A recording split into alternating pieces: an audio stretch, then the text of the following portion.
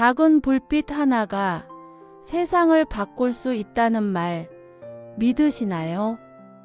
오늘은 바다 끝 작은 마을에서 폭풍 속에 작은 등불을 들고 나선 한 소녀의 이야기를 들려드리려 합니다.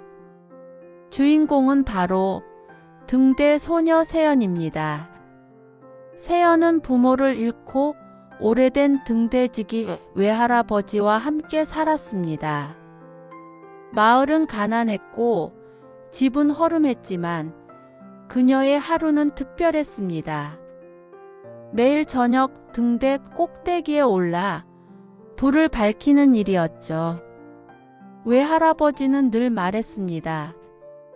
세연아, 등대는 자기 빛을 자랑하지 않는다. 하지만 그 불빛은 길 잃은 이들을 살린단다.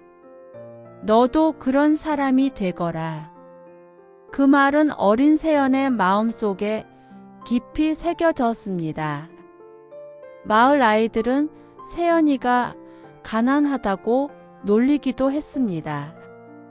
사람들은 저 집은 늘 힘들다며 수군거리기도 했죠. 하지만 세연은 웃으며 불을 밝혔습니다. 비록 작은 불빛이었지만 그녀는 그것이 누군가의 생명을 지킨다고 믿었습니다. 그러던 어느 겨울밤, 바람은 지붕을 뜯어낼 듯 몰아치고 눈은 앞조차 보이지 않게 쏟아졌습니다. 그날은 세연의 인생에서 결코 잊을 수 없는 날이었습니다. 낡은 무전기에서 잡음 사이로 끊어진 목소리가 들려왔습니다. 도와주십시오. 배가 암초에 걸렸습니다. 작은 화물선이 길을 잃고 표류하고 있었던 겁니다. 외할아버지는 병으로 몸져 누운 상태였습니다. 누군가는 나가야 했습니다. 하지만 그건 어린 세연이었죠. 세연은 망설였습니다. 내가 할 수 있을까? 그 순간 외할아버지의 말이 떠올랐습니다. 불빛은 크기가 아니라 방향이 중요하다. 세연은 낡은 신호등을 움켜쥐고 눈보라 속 절벽 길을 향해 달려갔습니다. 절벽 위 세연의 작은 불빛은 눈보라 속에서 흔들렸습니다. 그 불빛은 성냥불만큼 작아 보였지만 멀리 바다 위에서 배가 응답하듯 불빛을 깜빡였습니다. 세연은 온 힘을 다해 신호를 흔들며 수로의 방향을 알려주었습니다. 몇 번은 신호가 닿지 않아 배가 멀어지는 것 같았지만 포기하지 않았습니다.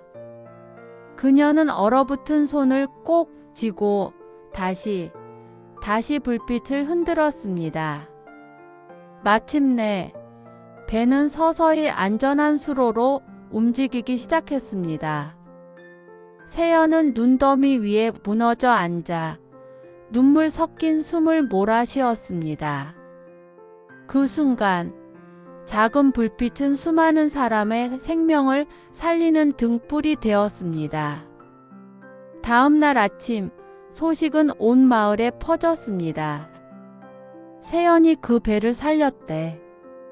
사람들은 어제까지 불쌍한 집 아이라 불렀던 세연을 이제 영웅이라 불렀습니다. 그리고 도시에서 관리들이 찾아왔습니다. 내가 등대 소녀 세연이냐? 너는 특별한 아이구나. 장학금을 주겠다. 도시로 와서 공부를 하렴. 모두가 축하했습니다. 이제 세연도 출세하는구나. 하지만 세연의 마음은 무거웠습니다. 기침을 멈추지 못하는 외할아버지, 그리고 매일 밤 불을 밝혀주던 낡은 등대. 내가 떠나면 이 불은 누가 켜지지? 외할아버지는 손을 말했습니다.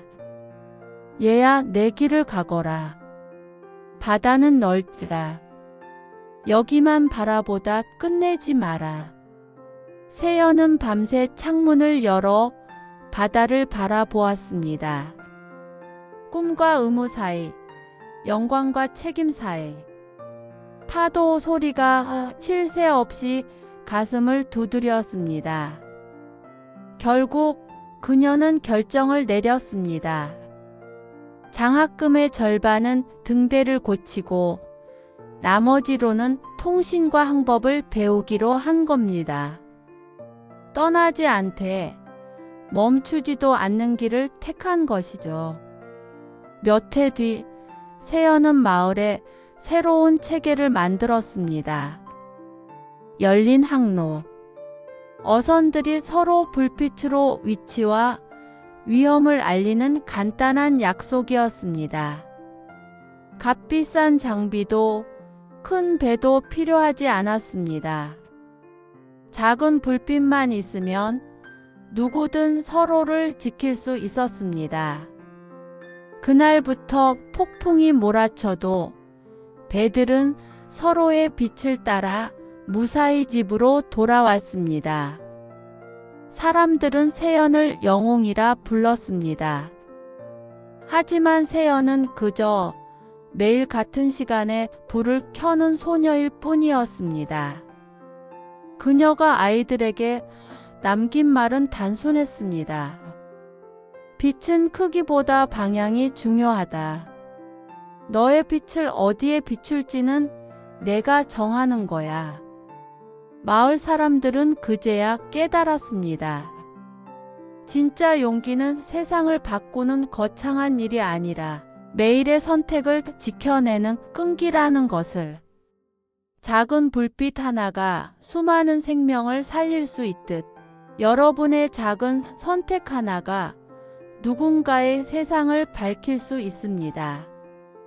이것이 등대 소녀 세연의 이야기입니다.